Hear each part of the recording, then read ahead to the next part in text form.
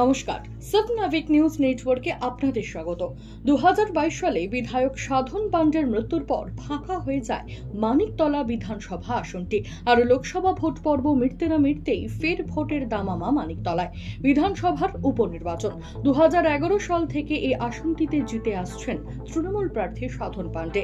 2021 নির্বাচনে বিজেপির কল্যাণ চৌবেকে তিনি পরাস্ত করেছিলেন 20,238 ভোটের ব্যবধানে। প্রায় আড়াই বছরের ব্যবধানে মানিকতলার উপনির্বাচনে শেষ পর্যন্ত টিকিট পেতে চলেছেন সাধন বাবুর মেয়ে শ্রেয়া পান্ডে নয়। নবান্ন সূত্রে খবর, মমতা বন্দ্যোপাধ্যায় মনোনয়ন দিয়েছেন তার সহপাঠী সাধন পান্ডের স্ত্রী সুপ্তি পান্ডেকে। আর এই খবর চাউর হয়ে যেতেই ময়দানে তৃণমূল নেতা কর্মীরা, কারণ 2021 সালের 20,238 ভোটের লিড লোকসভা নির্বাচনে এসে দাঁড়িয়েছে সাকুল্যে 3,575 ভোটে।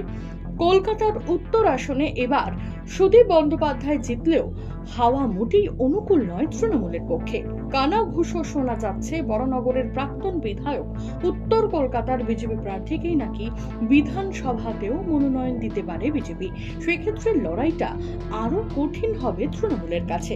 তাই সময় নষ্ট না করে 14 নম্বর ওয়ার্ডের তৃণমূল কাউন্সিলর অমল চক্রবর্তী নিজেই রং তুলি হাতে নেমে পড়লেন ময়দানে। এখন জানা যায়নি বাম কংগ্রেস জোট বিধানসভা উপনির্বাচনেও অটুট থাকবে কিনা।